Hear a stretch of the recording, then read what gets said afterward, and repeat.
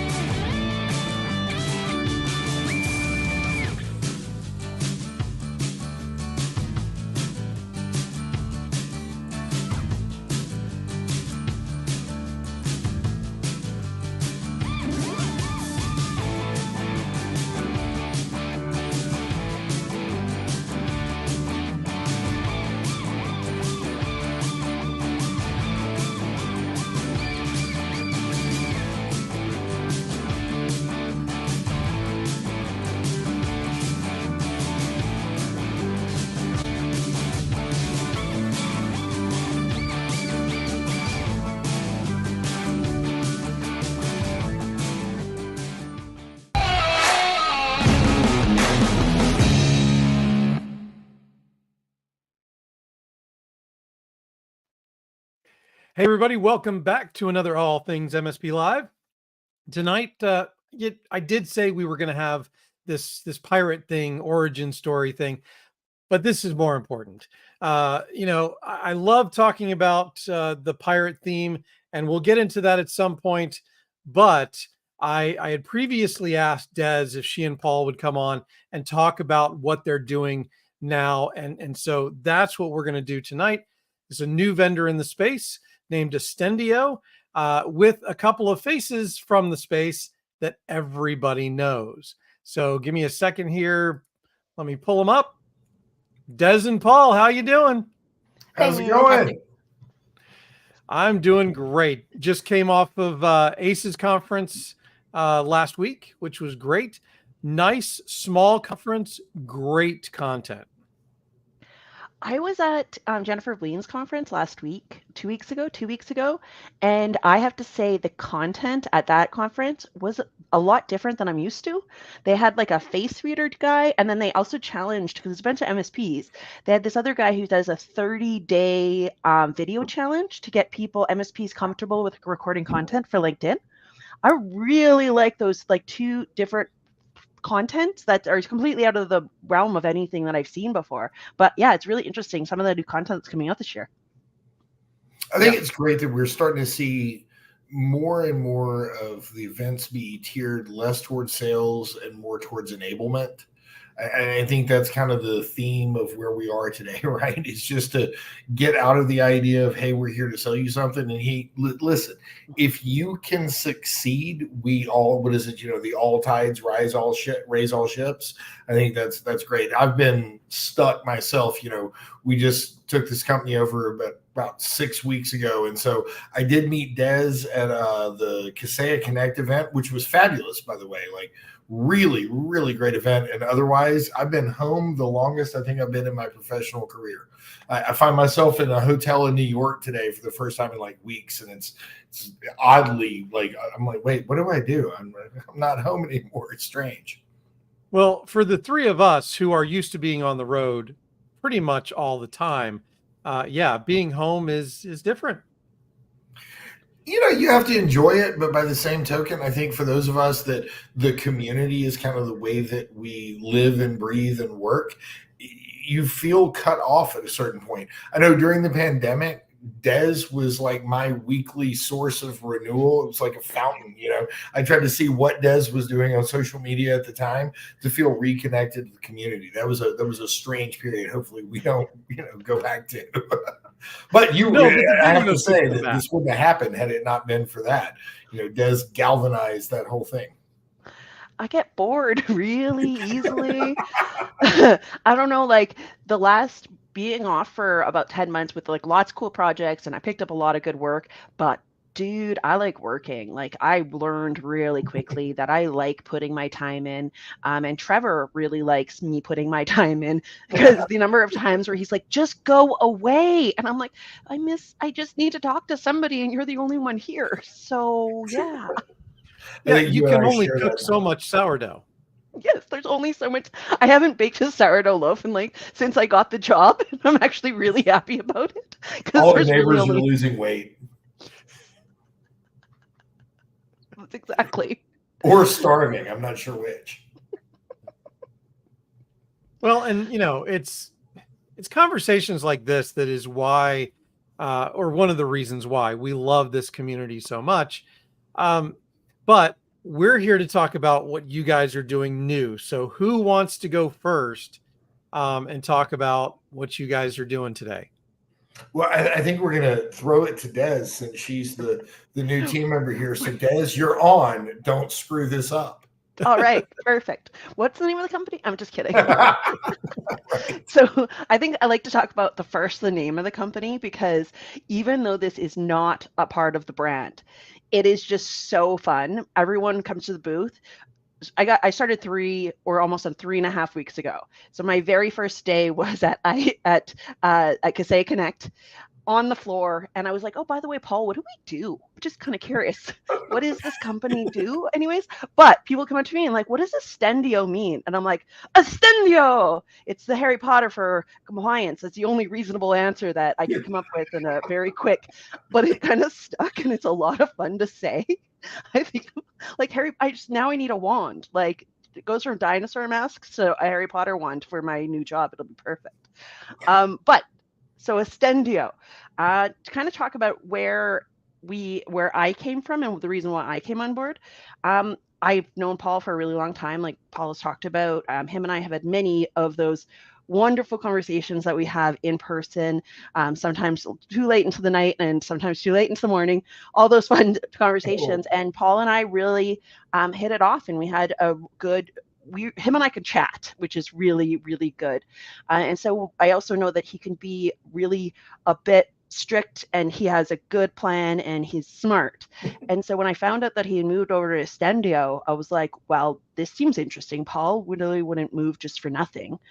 And then I sat and had a chat, and that chat was phenomenal, because everything that I said, he had an answer for. He had a plan for the channel, and they were changing the entire business model for the channel, which, let's face it, we've talked to a lot of vendors in the space who try to come into the channel, and they come in with an idea that enterprise works in the channel and enterprise doesn't really work in the channel, or they have an idea that, oh, we can just change the MSPs to make them work the way we want them to work, and that still doesn't work as well. It's weird. And that's what the exact opposite of what Ken and Paul are doing. So to talk about Ostendio, the biggest things that I like about it, and then Paul will go into more detail, is what we are done. So we have an 11-year-old product. You think 11-year-old product would be kind of like a little bit old and maybe then it's not working. It was built by CISOs for CISOs. So they went to the CISO channel, and then they went through the enterprise, and they went through the MSSPs, kind of all those people who would have a lot of money to spend on compliance and security. And they built an amazing platform that has a lot of meat to it. And then they tried to sell it for those prices. And they had really good clients who were paying a really good fee for this amazing platform because it's entirely worth it. But then they tried to bring that price point to the MSP channel. And unfortunately, the MSP channel does not have that kind of budget to spend on something like this. And they spent a lot of time struggling with it, which is where Ken came in. Ken is fantastic, absolutely phenomenal, super, super smart guy. He had huge growth at his last company, big part of it using Ostendio. He was on the board, and he said, you guys are doing it wrong. That's it. I'm coming on board and I'm going to do it right. And then he took the entire company, he flipped it on its side. He hired Paul, which is amazing. And he made it so they have free, we have. Yay, it's a we. We have a free partnership tier, which lasts for 1 whole year, and any MSP has a not for resale license that they can go through their entire security within their business and see what that looks like and have a where are we, where do we need to be? And that's not something they have to put a lot of money in, because money is sometimes an issue. And then they have 3 concurring, I got called out on for this, concurring, reoccurring licenses. Like good compliance, bad jail, concurrent. Yes. Licenses they can use for their prospects or their partners within 300 plus different frameworks that they can do risk assessments reoccurringly. So if one takes a week, one takes 6 months, you still got it. And they can use those to benchmark any of their prospects or their clients. Where are you? Where do you need to be? And then as soon as you get to the point where like, well, how do we get to that point? They can use our platform to help them get through every single step of that. And that's when they're not paying us until they start making money from there. So everything of those. And then there's the partner program. We're going to start a podcast, because clearly we got to start a podcast. Just if you can teach us how, please help us. Although the CRO podcast is doing pretty well, but the podcast, we're doing different forums that we can bring all the MSPs together and get them to help lean on each other and have this compliance conversation. And then the price point is still really good, but even just that bucket, to me, when it has value to the MSPs, where I can call and say, but this, you might not be having these problems, but this is something you can work within. We can support you, and we can do we can do that growth with you. Just for the channel is so, so powerful. And I'm just, that's why I came on board. And that's why I'm so excited for everything that we're doing in Ostendio. Oh, Eric, we lost you. You have to. Yeah, because I was typing and I have a loud keyboard because I was commenting in the chat to the people who are here. So it sounds like you've solved probably one of the biggest issues that vendors coming into this space have, and that is packaging and pricing for this market. And I thought you meant hiring devs. We did solve that issue. We hired devs. So that's a win, I've worked with Des for a long time, right? We've never worked at the same company, but we've always, for a day, we worked for the same company, didn't we? For like a day, maybe a day and a half. We did. I forgot. See, it was so short that I forget. I worked at SolarWinds for approximately a day and a half after they bought Passportal, and then like a week later, I got approached and asked if I wanted to move to Datto, and I was like, "This sounds like a great idea. Sure, cool." And it was. We all just dated ourselves, by the way. Just anybody's keeping track. We're all old now. Yes. So you've got that part down. You hired Des. So you've had all these wins. Paul, because you are well known in this space for security and compliance. Yes, you are. You know it. Des is shaking her head. We all know it. what brought you to this? Because obviously you had to see something special in this to bring you over. So so one thing I guess I feel like I need to back up just a second and clarify, because Des mentioned him a couple of times, but didn't give the context necessarily. So our CEO is Ken Verone. I don't know if you know him, Eric. Ken, really good friend of mine, somebody I've known now probably more years than we care to think on. Ken was an MSP that built one of the most successful shops I've seen from the ground up in Long Island. Ended up selling that MSP, which was NST, to SourcePass, and took SourcePass kind of from zero to the monstrosity that they are today. And Ken is one of the most dynamic people I know. I had, as you know me in the past, I've been in the compliance space. I was an MSP myself for 14 years. I think I have a decent understanding on what the community needs when it comes to compliance and GRC to an extent, but I've lived in the healthcare world exclusively for a long time, and it was a great ride, and I deeply understand that community and that world. But my community is the channel as a whole, right? And if you're an MSP or an MSSP or whatever acronym or abbreviation we all want to throw around these days, you have clients in almost every bucket. It's not just healthcare. It's not just finance. It's healthcare and finance. It's Department of Defense manufacturing. It's that weird shop. Everybody's worried about car dealerships and FTC. It's real estate brokers. It's car dealerships. It's accountants. It's all these different regulated sectors are your client. And while there are many platforms out there to help you, I don't think any of them know how to spell MSP the way that those of us that are MSPs know how to spell and evaluate this. Yep, I grew up in a world as an MSP where, it's funny, if you come into this thing from outside, you show up to an event and you watch all these people that are competitors hanging out and hugging each other. And in many cases, these are people around the corner from each other. I have two former partners from my last group. They're like in Anchorage, Alaska, which is a very small market. And you would think they're, knife fighting this thing out, and they're the closest of friends. And I think the reason for that is because those of us that are in this community, when we go home or we go to Thanksgiving or we go out in the normal world and somebody says, "What do you do for a living, Eric?" And you're like, it's like computer stuff.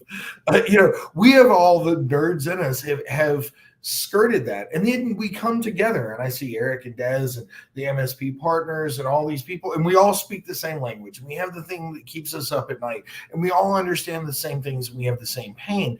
And for most of the GRC platforms I see out there, for most of the compliance management tools and the way that this has been approached, it was taking a tool that is really aimed at the direct market, is really aimed at the mid-market or the enterprise or whatever, and folding it to be something MSPs can use. Ken Verone approached me probably looking back on it, I came in April 1st. So let's say this is late January. And he comes in and he says, "Listen, man, take a look at this company, this thing that I'm looking at taking over. This is the problem that they've got, an incredible solution. They can't spell MSP. We're going to come in here and we're going to make this the thing that you and I both know that the channel needs. Are you in?" Well, he asked the right question. I've known the problem and I wanted to help fix it, and he was the right person to ask it. If you ever meet Ken, it's funny. I posted a thing the other day. They call him Confident Kenny. He hits home runs because he does the research, he does the work, he gets in here and he has the vision for it. I don't follow, the bouncy ball down the path too often. Like Des, kind of when we talked the first time, I was like, "Dude, I'm in. Can I see the product? What is it?" Right? Because it was the vision that we have that says, let's bring this thing to the channel. Let's make this what the partners want. And he's giving me and Des and the team that we're building here the leeway and the authority and the ability to build this community and the product itself with an incredible team behind us into what we, the partners, have always wanted to see. I believe that compliance and security should be the thing that explains to the customer why you pay for all this stuff you don't understand. I don't think you'll ever get EDR or MDR, SOC or SIM or SASE or CASB or you can keep puking out these acronyms, right? They'll never understand it. If you can show the customer that you have this risk created because of the industry you're in. The business that you do on a daily basis creates this, and it's either risk or reward. Do it right, make money, fail and lose. And by the way, I'm going to come in and deliver this for you. I think you build a stickier, better relationship. That's what we're here to do. And it's the vision I was sold. And I sat and talked with Des, and like she just said, she showed up in Vegas. She walked up to the booth. She put on the shirt and she goes, "What the hell do we do?" I was like, "Hang on, we're going to clarify this," right? She got her wand out. But I mean, jokes aside, I think that the thing that we're trying to build here is beautiful. I think we've got the right people added to the team. I let her say it in the beginning because she does it better than me. If I do anything well, you say I'm known for this. No, I'm about to be known for taking people like Des and letting them shine. And I'm going to sit in the background and be like, yeah, I know what I'm doing.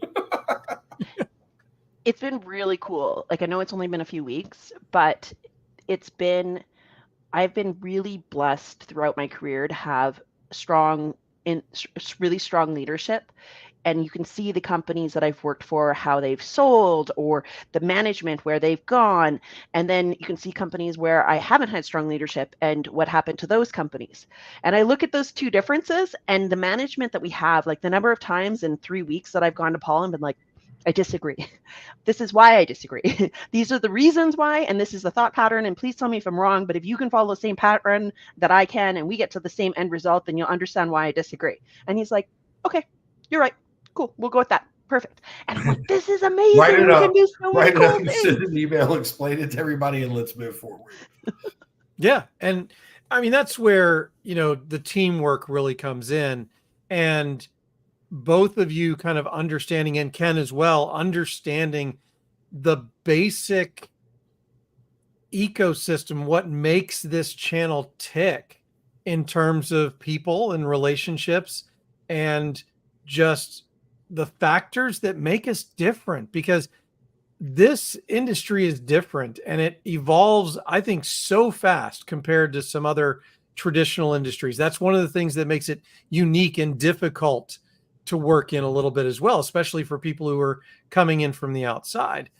And, being able to work as a team and work as an agile team, to kind of go with a software or coding reference, you have to have that in this industry because it changes just that quickly. Eric, one other thing that I think is unique about the channel itself, and I've thought about this a lot, there are many different industries and economic segments that you can put together, but the channel is made up of entrepreneurs that built this thing from the ground up at a level that very few industry segments still are. I mean, it is still the guy that, or the lady or whoever that built this thing from the ground up. They put their blood, sweat, and tears into it.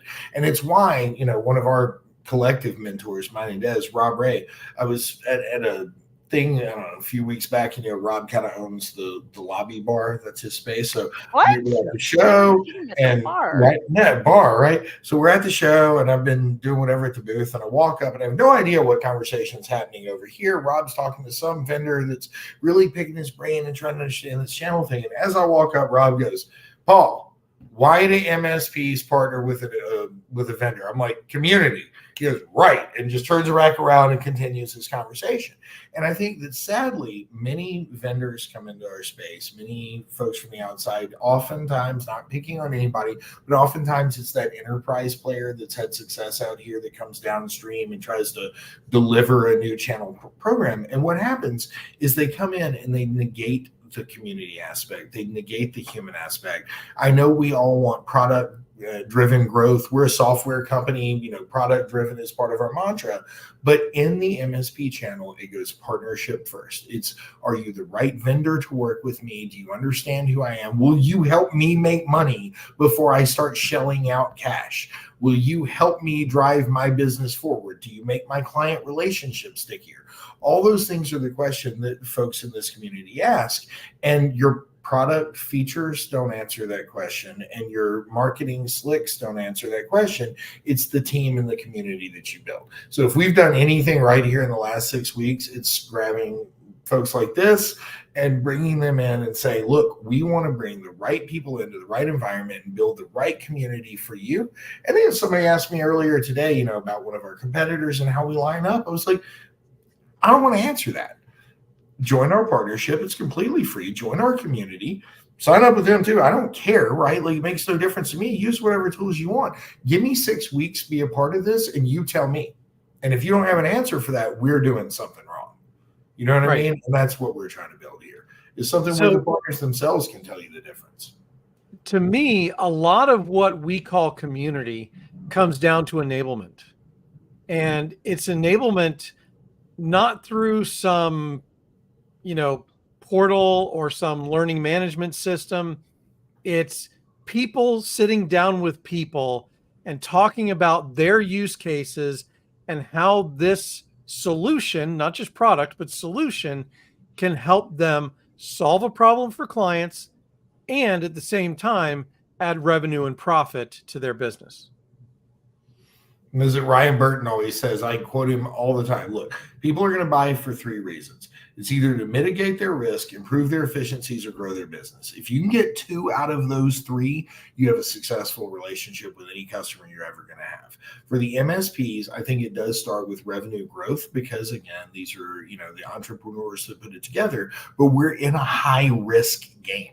Right? Like, this is a high risk game. The last thing you want is to be on the news tomorrow for the wrong reason, right? So if we can help them do that and move this thing forward and take their advice, God willing, I think we'll be relatively successful. And that's all we're looking for, is to be able to go out there, help the community, and in so doing, maybe grow a little ourselves. I remember back in the day, this was like just after one of the big events, the big hacks in July of that, what was it, 2019. And then you got like Ryan Weeks, and then I think 3 other CISOs. I think you had Huntress and someone else, I can't remember exactly who. And they spent a whole bunch of time creating these risk assessment checklists. And I would present that checklist over and over in different places, and nobody would ever do anything with it, which I totally understand. The idea that way more in depth and way more information, but we have that for partners to use with a step-by-step easy use, and then everything we just talked about, like the community, the having people to lean on, the support even in our back end, from like the moment you come on board. You want to do a 3-hour onboarding, you want to do a 1-hour onboarding, like how can we make it easy for you to use the solution to the best ability for your business possible, and what does that look like in your time and your schedule? And that whole thing, that like Ryan Weeks, I love Ryan. He's absolutely phenomenal. One of the smartest people. I can't understand half the words that come out of his mouth, but he is phenomenally serious when it comes to security. And now that we were doing this, and like we're doing this at no cost to us, like they can come in and they can use those checklists and they can improve the security of their business, all while being sticky to us, because if they're using our product the way we want them to, they're going to see enough value in just the partnership alone. And if they want to make money, they're going to want to take the next steps, which is everything like even Paul just said. Money is important to these businesses. If we can help them drive security as a money conversation, which also mitigates the risk and helps small to medium-sized businesses not fall on their face so much, I'm on board. You've never been an MSP until at some point in your life you've used your personal credit card to like make payroll for the weekend, or skipped your own vacation or skipped your own stuff. And I've done all that. I mean, if you would like a lesson on how to run an unsuccessful MSP, the first year out of 14 years, the first 6 to 7 of them, I could write a book about how not to do it right. But that's the thing. I think that one of the problems that we've got out here is that the MSP community, there's so many vendors out there. They don't know who to partner with. They don't know where to turn.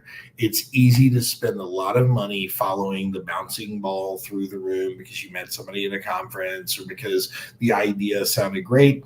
I think one of the great things that about Ken, myself, Des, kind of our whole philosophy is, look, if it's not us, listen, let us tell you what we think the problem is, ways to solve it. If mine is not the hammer you choose to hit that nail, God bless, right? go do your thing. We want you to grow. We want the community to succeed. What we hope we can do is deliver the right value to our partners that they'll help make this hammer the perfect one for them. Like, I'm not saying for a second that the product is perfect for you today. I'm saying, hey, come on board. We're offering it to you for free. Now, like, kind of Des says, when she's like, Paul, I disagree. I'm like, why? And that's a cultural thing that we're trying to build here, both internally for our team and externally to our partners. Hey, I don't think this does what it's supposed to do, or I want it to do something else. It's not get in line and put in your little request. And when somebody's going to pull it out because there's 500 of them, we individually want to understand, why did you say that? What is it that you're looking for that it doesn't do? Or what's the experience that you've had that makes this fall short or makes it not exactly what you're looking for? You can never be everything for all people, but I think ideally what we are going to be is the thing for the right people. And hopefully, we deliver a little value with that as we go along. And those are the conversations that community facilitates at the lobby bar at 11 o'clock at night or 2 o'clock in the morning. I've never been up that late. There's no pictures of me and Des in dinosaur masks sitting in wheelchairs at 4 o'clock in the morning planning this whole thing out 2 companies ago. Right? Yeah, I knew she had it right there. Dinosaur mask. If she wears that thing when she talks, the mouth moves. It's quite unnerving. Yeah, that was exchanged 2 years ago. No, last year. It was exchanged last year. It was the one in March of last year. Ends up with the picture circulating of Des and I in wheelchairs talk. There's actually an edited version of that, like a morphed version that they dumped us inside the One Flew Over the Cuckoo's Nest scene in the insane asylum. And like Jack Nicholson is sitting to the right of Des. There's all these people in wheelchairs, and it's me and Des sitting at 2 o'clock in the morning. It's like she said at the beginning. It's funny. We've known each other, Des, like 7 years, 8 years at this point. Yeah, and something like that. All the time, you run into certain people, and she's not the only one. We're like, why have we never worked together? How did this not happen? And, you're in your own circumstance. Things just don't line up. And this time it was kismet. And I will say it was funny. So Ken had never met Des. Ken, again, came from that large MSP world, knew a lot of the higher up players at PAX 8 and is very much in that back end. Wasn't as familiar with Des at all. So, she reaches out. I call Ken. I'm like, I'm on day 2 at this company. I'm like, hey, so hiring Des, this is the position we've got. He's like, who is this? I was like, already hired her, but you're going to talk to her this afternoon, right? So we get on a call. It's about 30 minutes long. The call hangs up. I get a Teams message, and it just says, where do you find these wonderful people?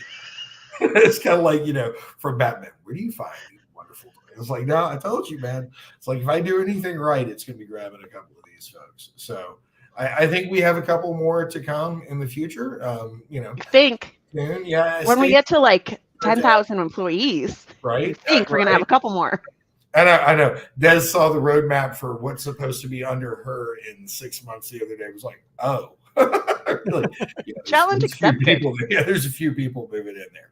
So I have never seen a challenge that Des did not meet. So, bro, she shipped herself to the Datto offices in a box. I seen it.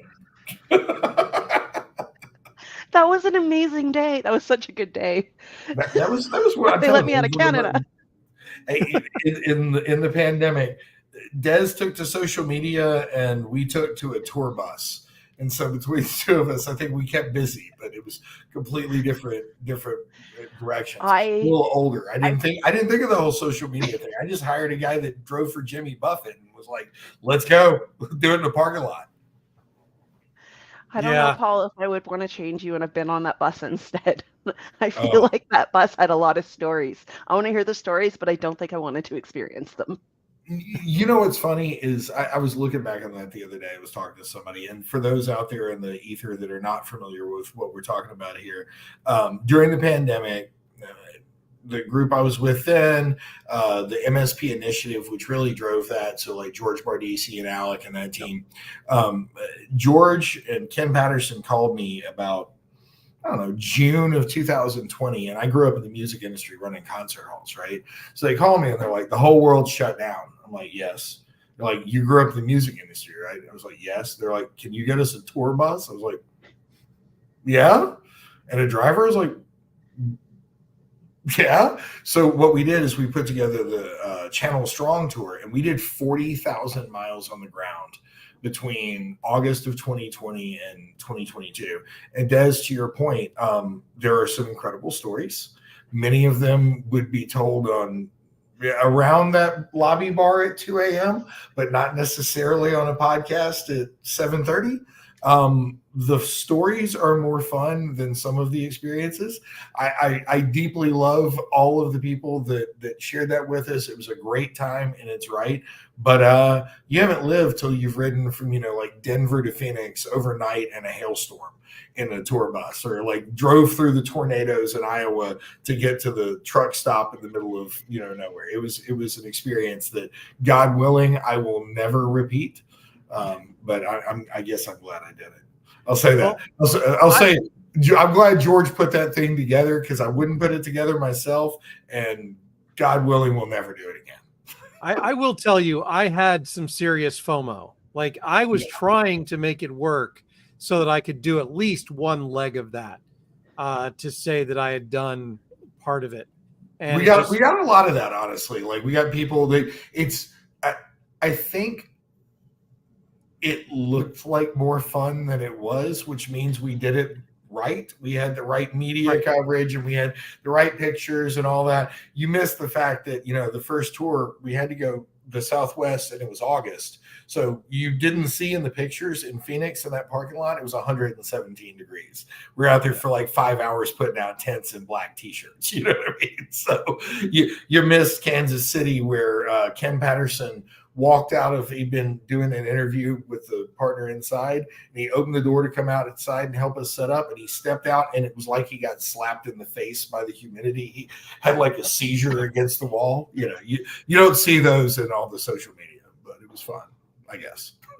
Yeah. And you notice we've talked for a half hour, and virtually, a third of it maybe has been about Ostendio. And we weren't going to do an ad out of this. Can we? No, of course not. But that's yes, what makes this community special, and these different, just different. We are different. There's just no other way to say it than this is a different animal, and especially in the IT space, which is traditionally dry and very matter of fact and rules based. That ain't here. You know what's funny? I spoke at it was an optometric association earlier this year, back in February. And I showed up, and I was doing a continuing education course for these guys, with the last groups. It's like 2 hours. I'm teaching on cybersecurity and compliance in the intersection, whatever. And I show up like I'm going to be at an MSP event, right? So I'm like my blue jeans, we call it the MSP tuxedo, blue jeans, sports coat, decent shirt underneath. So I show up, and I get on stage, and I do my whole thing, and I walk off. And another presenter, I swear on my life, walked up to me afterwards, talking to people, whatever. He goes, "I didn't get the blue jeans memo." I was like, huh? He's like, the thing where we're wearing blue jeans now. I didn't get the memo that it's blue jeans on stage. I looked down, I looked at it, I was like, dude, I'm in IT. Like, if I'm wearing a suit, somebody's getting married or is dead. There's no in between, But back to that thing, like, I think this world is different. In the MSP space, if you walk on stage in a t-shirt, they're like, oh, look, it's Tim. How's it going, Tim? At the medical side, people were taking pictures of me, like, this guy did a continuing education in blue jeans and tennis shoes. I was like, I do everything in blue jeans and tennis shoes. I got a sports coat. What are you talking about? I went to an insurance conference, and I've never felt so awkward. Like, you probably could put me in a stranger's funeral, and I would feel less awkward than an insurance conference. I was like, I can't talk to anyone. Right. And not only, I was like probably 3 females in the room. Well, and they're like, wait, do you have tattoos? Is that a tattoo? Like, just one. I just have one. It's just really big. They're called pants. So So I do actually have, because this is something I've been thinking about lately, because it doesn't get talked about a lot, and I'm interested in your kind of feedback on why, and that is all the new stuff that's coming out through the FTC. Mm. And I know I'm kind of switching gears on us here, but this is something that is kind of important to me, because I think that the industries that the FTC is now targeting for compliance are industries that apply more and more to the smaller MSPs, the smaller and medium-sized MSPs. And I don't think it's being talked about enough, and therefore not being implemented enough. Is that the same thing that you're seeing? Are you seeing something different? Is there something that we can do to raise awareness, or somebody else that is raising awareness on this? I know Paul's going to have a more serious or more a better answer, or not better, different answer to this, but I still want to put my 2 cents in here because I am new to compliance. But look at what we did at Datto, and look at the conversations that we're still having when we're talking about disaster recovery, business continuity, cyber threats, and then you add the it's not going to happen to me. Then we even backtrack the last couple of years and look at how many industries have been hit and how many billions of dollars that are being lost throughout industries. You go into an insurance and think about, while cyber insurance is almost ridiculous for depending on who you are, because there's so many threats that they don't even know how to price cyber insurance right now. All of those signs put towards the government having to put something in place, because there isn't a security standard in this industry. Even when you go SMB up, so if businesses are losing millions of dollars and getting shut down and having to do cyber insurance, and the cyber insurance isn't even covering them anymore, and then continue on, there has to be, in my mind, which is one of the reasons why this is so exciting to me, there has to be a stopgap. But I didn't know what it was. Is that Passportal so many years ago? We talked about password management. We tried to tell people not to use password as password. And bet if you Google right now the top 5 passwords, password is probably still one of them. And then you move into backup and you have all those conversations. So it doesn't matter where I've been. The security conversation still seems new for majority of the people in the room, whether it comes from that it's not going to happen to me, I'm too small, or I don't even talk about it, it's not even a thing. And that goes all the way from the dinner table to IT conferences, it's across the board. So to me, it just makes sense that it has to happen eventually.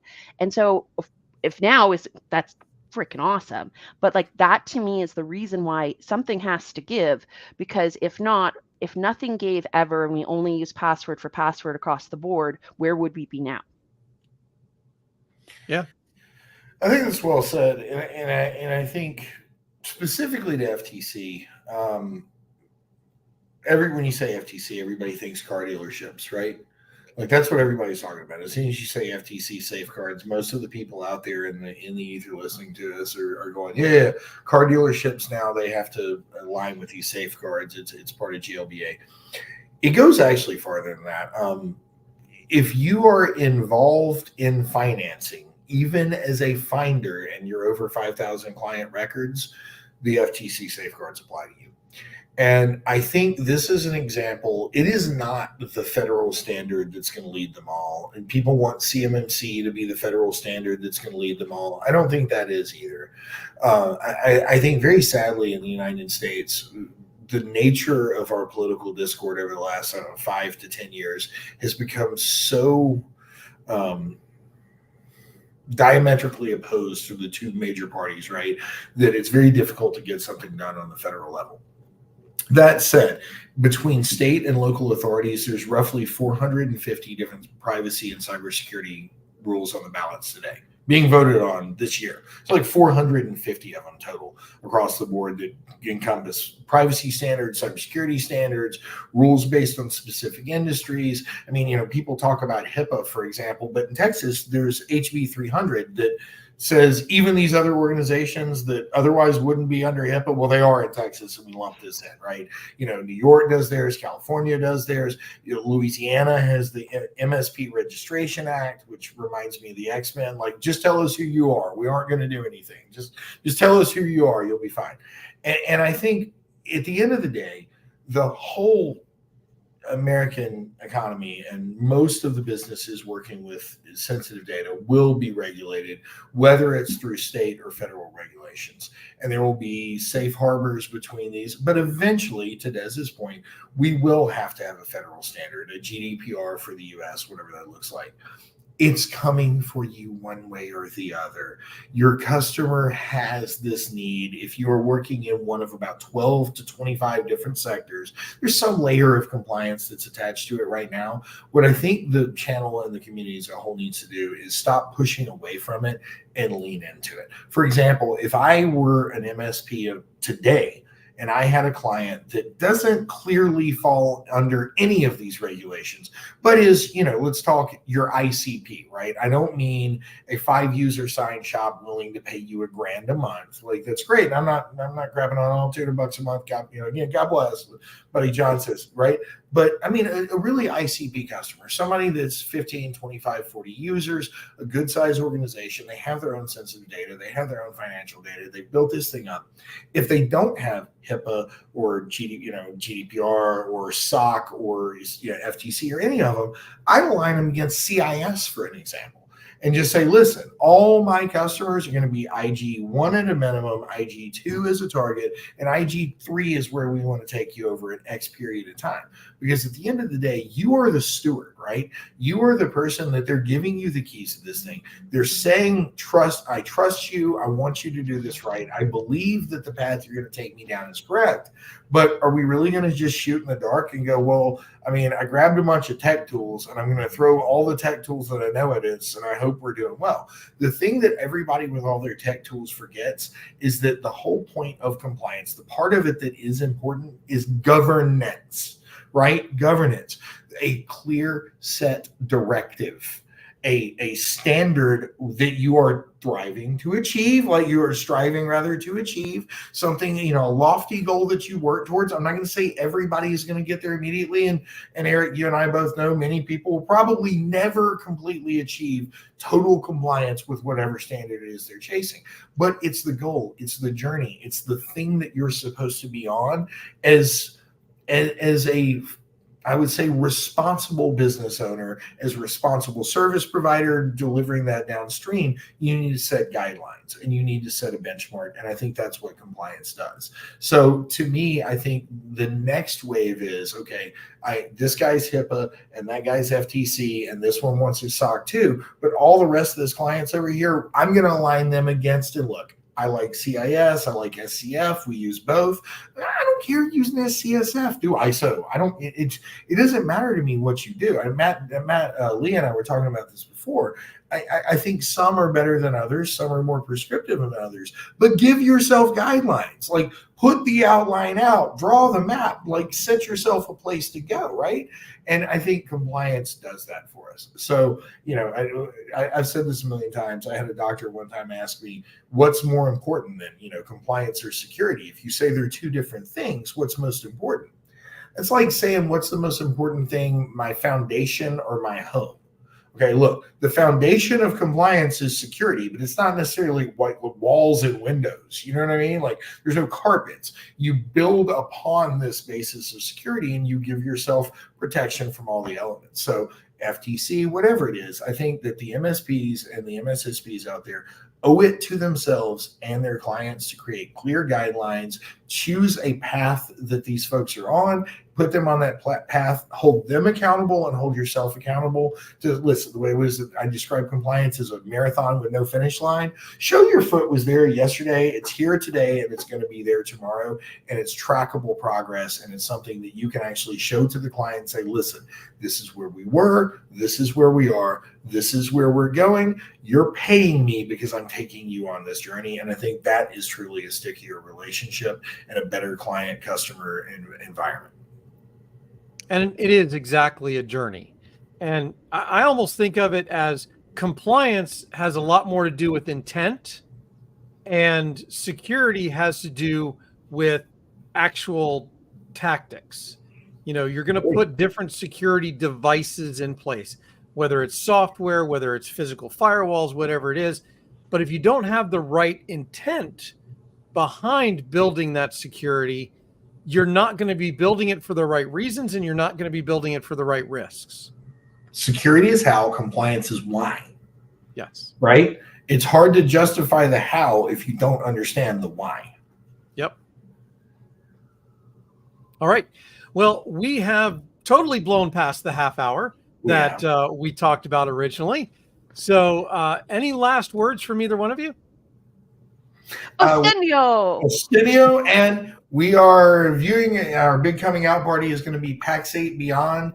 We are super excited. We've got a big sponsorship there. We're going to make an announcement. We have a very fun game we're going to play throughout the year with an incredible, massive prize that both partners and prospects can come by, learn how they can win, meet the team. Confident Kenny's going to be there with us in person, and we are pulling out all the stops. So hopefully, if you're a partner out there, come see us at PAX 8 Beyond. And if this has inspired you in any way and you'd like to start talking to your customer about the why instead of the how, reach out to myself, reach out to Des. Hopefully Eric's going to make our information available, but if not, we are really easy to find on LinkedIn. So reach out. We'd love to talk to you. And Eric, thank you very much for inviting us on tonight. I really do appreciate it. Yeah, no and I'm worries. just going to double up on the PAX 8. The marketing, our go-to marketing strategy, and how we're going to work with the MSPs and the channel this year. It is going to be a lot of fun and super excited. And it's something different than I have seen any other vendor do. I'm hoping somebody can maybe tell me that I'm wrong at the booth, but stop at the booth, come talk to us. You really want to hear about it. I didn't realize that we shouldn't tell anybody, so I haven't told anybody. Good. But you're not going to hear it here first. It's like that movie Saw. I want to play a game. Oh, God. Stop by the booth and play a game. Well, thanks so much, guys, for joining me tonight. I'm going to go ahead and put you guys off in the green room for a second while I wrap this up.